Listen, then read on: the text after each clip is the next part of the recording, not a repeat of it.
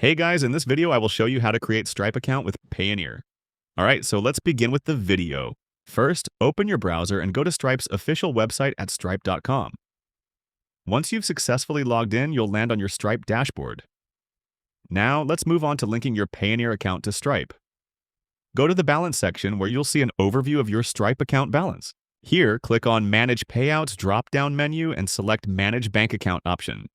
From here, select Add Bank Account. At this point, you'll need your Payoneer account details. So open your Payoneer account and retrieve your virtual bank details, including your account number, routing number, and any other required information provided by Payoneer. Once you have those details, return to the Stripe dashboard and carefully enter the information in the corresponding fields.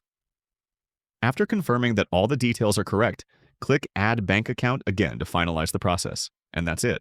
So that is how you can create Stripe account with Payoneer. So that's all for this video. Thanks.